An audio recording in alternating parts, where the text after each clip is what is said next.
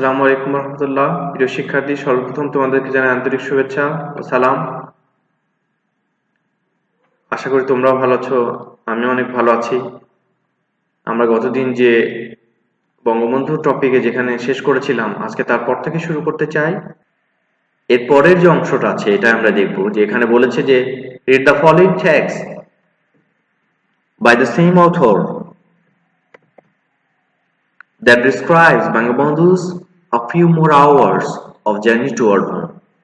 আরো কিছু জার্নি সেটার বর্ণনা করেছে এখানে, খেয়াল করে দেখবে। বঙ্গবন্ধু লেফট, লিভ থেকে হয়েছে লেফট, ত্যাগ করেছিলেন London for Dhaka. Bangabandhu London ত্যাগ করেছেন ঢাকার উদ্দেশ্যে 9 জানুয়ারি ইভিনিং, সন্ধ্যায়, ইন 1972 সালে। অন দ্য ওয়ে, তার পথে, he would stop over in Delhi, তিনি দিল্লিতে, দ্যাট মিনস দিল্লিতে স্টপ ওভার, থেমেছিলেন। হি ওয়াজ ওয়েলকামড, তাকে স্বাগতম জানানো হয়েছিল অ্যাট দিল্লিজ পালাম এয়ারপোর্ট, দিল্লির যে পালাম এয়ারপোর্টে, ইন দ্য মর্নিং অফ 10 জানুয়ারি, 10 জানুয়ারি সকালে, বাই প্রেসিডেন্ট ভিভি গিরি, তখন প্রেসিডেন্ট ছিলেন ভিভি গিরি, প্রাইম মিনিস্টার ইন্দিরা গান্ধী, প্রধানমন্ত্রী ইন্দিরা গান্ধী, এই দুইজনের দ্বারা তাকে কি করা হয়েছিল? ওয়েলকাম জানানো হয়েছিল। ওয়েস্ট বেঙ্গল পলিটিশিয়ানসরাও ছিলেন, সিদ্ধার্থ শঙ্কর ওখানে ছিলেন, Siddhartha Shankar Ray, and the chiefs of the Indian arm forces, ইন্ডিয়ার আর্ম ফোর্সেস যিনি প্রধান তিনিও ছিলেন। বঙ্গবন্ধু স্টেড, বঙ্গবন্ধু কি করেছিলেন? অবস্থান করেছিলেন in Delhi for about 2 hours, 2 ঘন্টার জন্য। তাহলে স্টে মানে এখানে হচ্ছে অবস্থান করা। তাহলে বঙ্গবন্ধু কি করেছিলেন? অবস্থান করেছিলেন 2 ঘন্টার জন্য। এবং ডিউরিং দিস টাইম, এই সময়, হি অ্যাড্রেসড, তিনি এ পাবলিক র্যালি, তিনি একটা পাবলিক র্যালির মুখোমুখি হয়েছিলেন। অ্যান্ড মেসমারাইজড, এবং তিনি কি করেছিলেন? মনোমুগ্ধ করেছিলেন। মেসমারাইজ মানে মনোমুগ্ধ করা। এভরিওয়ান, প্রত্যেককে তিনি মনোমুগ্ধ করেছিলেন। দ্যাট হি হোল হার্টেডলি, সেখানে তিনি হোল হার্টেডলি অর্থাৎ হৃদয়ের গভীর থেকে পরিপূর্ণতার সাথে থ্যাঙ্কড, ধন্যবাদ জানিয়েছিলেন। তিনি কি করেছিলেন? ধন্যবাদ জানিয়েছিলেন মিসেস গান্ধী, মিসেস গান্ধী অর্থাৎ মিসেস গান্ধীকে তিনি, অর্থাৎ রাজীব গান্ধীর যিনি স্ত্রী, তখনকার প্রধানমন্ত্রী মিসেস গান্ধীকে তিনি কি করেছিলেন? তিনি ধন্যবাদ জানিয়েছিলেন। The people and the politician, লোকরা এবং পলিটিশিয়ান, রাজনীতিবিদরা, পলিটিশিয়ান বলতে বোঝায় রাজনীতিবিদ, তাহলে রাজনীতিবিদরা of the India for the tremendous help, এই ব্যাপক সাহায্যের জন্য, ট্রিমেন্ডাস মানে ব্যাপক, তাহলে তাদের এই ব্যাপক সাহায্যের জন্য দে হ্যাড প্রোভাইডেড, তারা যেটা সরবরাহ করেছিল টু বাংলাদেশকে, and it's 10 million people, 10 million refugees, তাহলে এর যে 10,000 রেফিউজিসদেরকে, এই 10 million means 1 মিলিয়নে 10 লাখ, তাহলে 10 মিলিয়ন রেফিউজিসদেরকে তিনি কি করেছিলেন? এই সাহায্য করেছিলেন।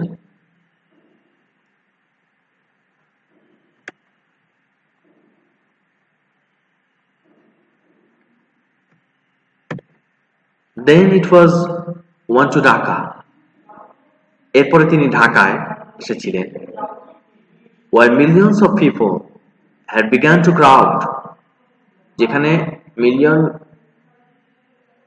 মিলিয়ন লোক অর্থাৎ লক্ষ লক্ষ মানুষ had begun to crowd the route, ভিড়ে জমা হতে শুরু করেছিল, the route that the leader would pass, যে পথ দিয়ে তাদের লিডার যাবেন সেই পথে। The race course Maidan, where the leader, যেখানে এই নেতা, would deliver, তিনি প্রকাশ করবেন, ডেলিভার মানে প্রকাশ করা, এই স্পিচ একটা বক্তব্য, বিফোর গোয়িং হোম, বাড়ি যাওয়ার আগে। মানে the tarmac at Tejgaon, tarmac মানে পিচ ঢালার রাস্তা, তাহলে তেজগাঁও এয়ারপোর্টের পিচ ঢালা রাস্তায় soldiers of the Indian army, এই ইন্ডিয়ান আর্মির সোলজার্সরা ছিল যারা, অ্যান্ড দ্য মুক্তি বাহিনীরা, ওয়ার ওয়ান স্ট্যান্ড বাই, ওখানে উপস্থিত ছিল, টু প্রেজেন্ট বাংলাদেশের প্রেসিডেন্ট, বাংলাদেশের প্রেসিডেন্টের উপস্থিতিতে উইথ এ গার্ড অনার, তাকে একটা গার্ড অফ অনার দিবে, অর্থাৎ তাকে একটা সম্মানজনক যে গার্ড অফ অনার এটা প্রদান করবে, এই জন্য তারা সেখানে উপস্থিত ছিল।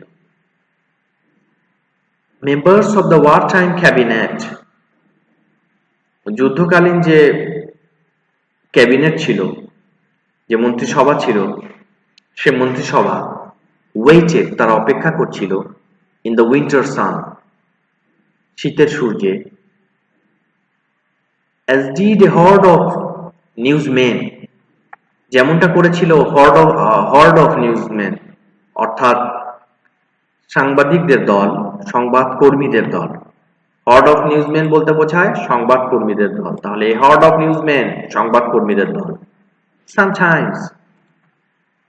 sometimes after, কিছুক্ষণ পরে, 1:30 PM, 1:30-এ, the committee aircraft, এই কমিটি এয়ারক্রাফট যেটা মেড available to বঙ্গবন্ধু, বঙ্গবন্ধুকে যেটা নিয়ে এসেছিল বাই দ্য ব্রিটিশ গভর্নমেন্টের দ্বারা বঙ্গবন্ধুকে যেটা দেওয়া হয়েছিল, commit aircraft, landed in Dhaka, ঢাকায় ল্যান্ড করেছিল।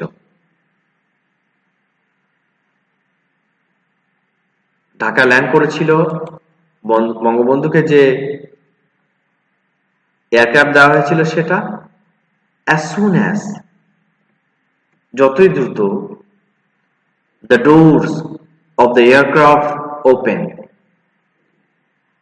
এই জাহাজের দরজা খোলা হয়েছে, পুরো জাহাজের, and বঙ্গবন্ধু appeared, উপস্থিত হয়েছিলেন, it was clear, এটা একেবারে পরিষ্কার ছিল, he had lost weight due to imprisonment, তিনি কি করেছেন, তার ওয়েট লস হয়েছে, ওজন কমে গিয়েছে, ডিউ টু ইমপ্রিজনমেন্ট, অর্থাৎ বন্দী থাকার জন্য, এবং ফর nearly 10 months, 10 মাসের জন্য, in a Pakistan prison.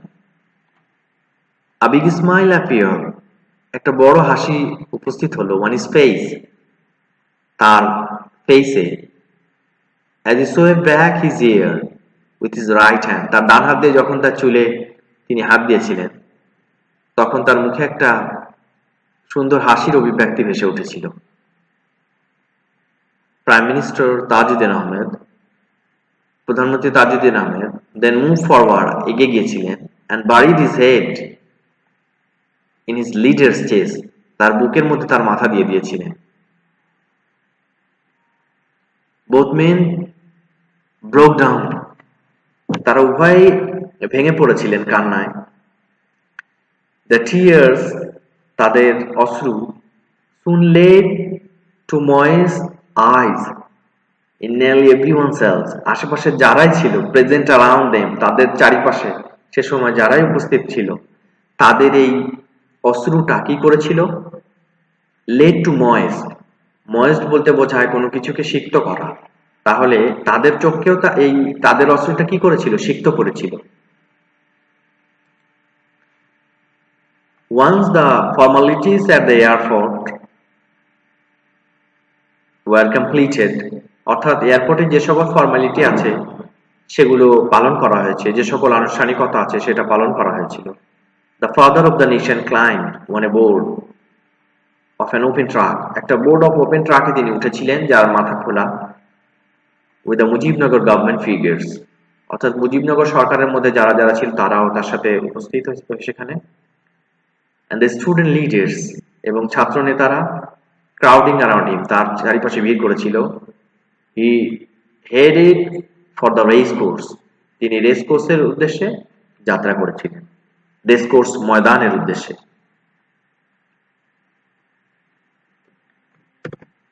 The 2 mile stretch of road, 2 মাইলের রাস্তা would take the procession almost 3 hours. এই যাত্রাকে 3 ঘন্টা নিয়েছিল টু কাভার, শেষ করতে। তাহলে লোকের ভিড় এত বেশি ছিল যে তাদের মাত্র 2 মাইলের পথ, এই পথ যেতে তাদের 3 ঘন্টা লেগেছিল ভিড়ের কারণে। At the racecourse ময়দানে, Bangabandhu wept, remembering the sacrifices. Bangabandhu কেঁদেছিলেন, রিমেম্বারিং, স্মরণ করে, the sacrifices, উৎসর্গ of the Bengalis, বাঙালিদেরকে, had made in the war against Pakistan, পাকিস্তানের বিরুদ্ধে যে যুদ্ধে তারা যে উৎসর্গ করেছে, যে স্যাক্রিফাইস করেছে, তাকে তিনি, সেই সকল স্যাক্রিফাইসকে তিনি স্মরণ করেছিলেন। তিনি বলেছিলেন how the military junta had tried, কিভাবে মিলিটারি জান্টারা চেষ্টা করেছিল to intimidate him during his trial, তার এই বিচারকালীন সময় তাকে শেষ করে দিতে, তাকে ভয় দেখাতে, ইন্টিমিডেট করতে, ভয় দেখাতে।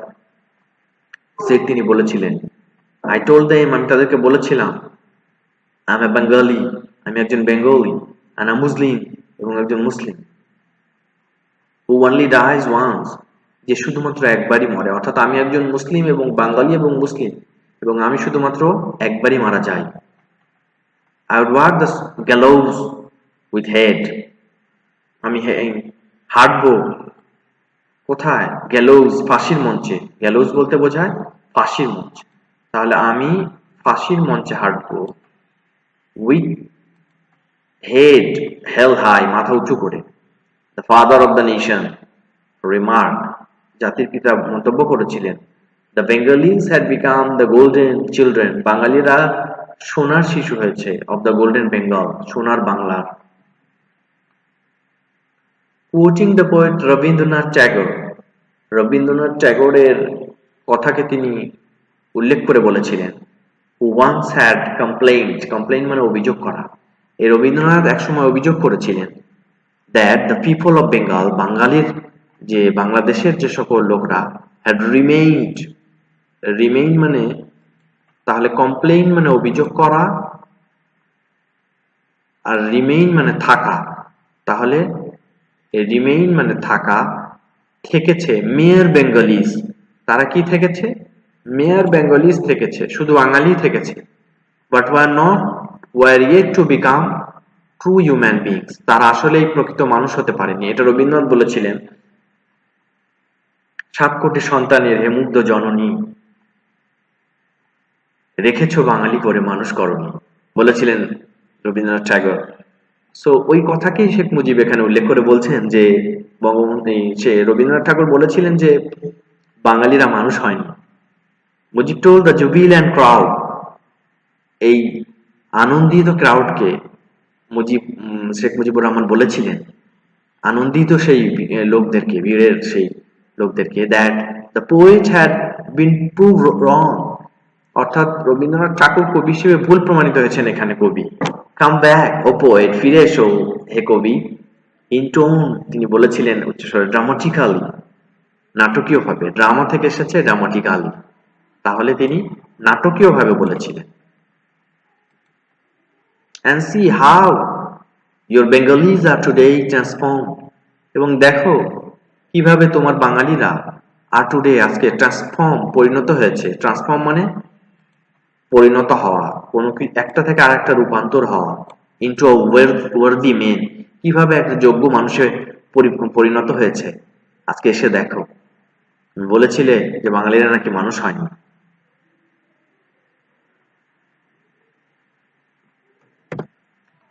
Moments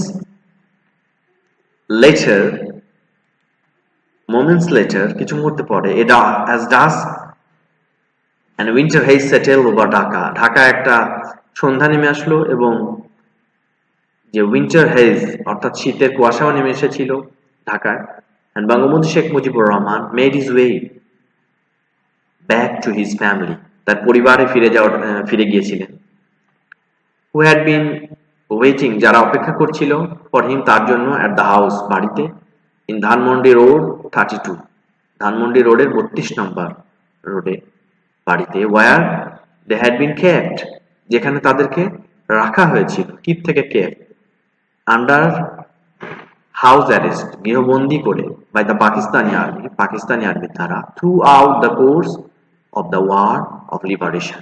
স্বাধীনতা যুদ্ধের সমস্ত সময় তাদেরকে তাদের বাড়িতে গৃহবন্দী করে রাখা হয়েছিল। সেখানে বঙ্গবন্ধু কি করেছিলেন? ফিরে গিয়েছিলেন। তাহলে আমরা আমাদের আলোচনার একেবারে শেষ পর্যায়ে চলে এসেছি। আমরা আশা করি তোমরা এই প্রত্যেকটা প্যাসেজের প্রত্যেকটা ওয়ার্ড এই সুন্দর করে প্রত্যেকটা ওয়ার্ড মিনিং সহকারে পড়বে এবং এভাবে পড়ার মাধ্যমে তোমরা প্যাসেজের যে তথ্যগুলো আছে, যে ঘটনাগুলো, এটাকে অনুধাবন করতে সক্ষম হবে। আশা করি তোমরা এই ক্লাসের দ্বারা অনেক উপকৃত হবে এবং কোনো সমস্যা দেখা দিলে অবশ্যই কমেন্টে ছবি তুলে দিবে এবং কমেন্ট করবে। আশা করি ভালো থাকবে, সুস্থ থাকবে, তোমাদের জীবনের সর্বাঙ্গীন কল্যাণ কামনা করি। এবং আমাদের পরবর্তী টপিক যেটা পড়ার হবে বঙ্গবন্ধু এট দ্য ইউএন। তোমাদের জীবনের সর্বাঙ্গীন কল্যাণ কামনা করে আজকের ক্লাস এখানেই শেষ করছি। আসসালামু আলাইকুম রহমতুল্লাহ। তাহলে আমরা আমাদের আলোচনার একেবারে শেষ পর্যায়ে চলে এসেছি। আমরা আশা করি তোমরা এই প্রত্যেকটা প্যাসেজের প্রত্যেকটা ওয়ার্ড এই সুন্দর করে প্রত্যেকটা ওয়ার্ড মিনিং সহকারে পড়বে এবং এভাবে পড়ার মাধ্যমে তোমরা প্যাসেজের যে তথ্যগুলো আছে, যে ঘটনাগুলো, এটাকে অনুধাবন করতে সক্ষম হবে। আশা করি তোমরা এই ক্লাসের দ্বারা অনেক উপকৃত হবে এবং কোনো সমস্যা দেখা দিলে অবশ্যই কমেন্টে ছবি তুলে দিবে এবং কমেন্ট করবে। আশা করি ভালো থাকবে, সুস্থ থাকবে, তোমাদের জীবনের সর্বাঙ্গীন কল্যাণ কামনা করি। এবং আমাদের পরবর্তী টপিক যেটা পড়ার হবে বঙ্গবন্ধু এট দ্য ইউএন। তোমাদের জীবনের সর্বাঙ্গীন কল্যাণ কামনা করে আজকের ক্লাস এখানেই শেষ করছি। আসসালামু আলাইকুম রহমতুল্লাহ।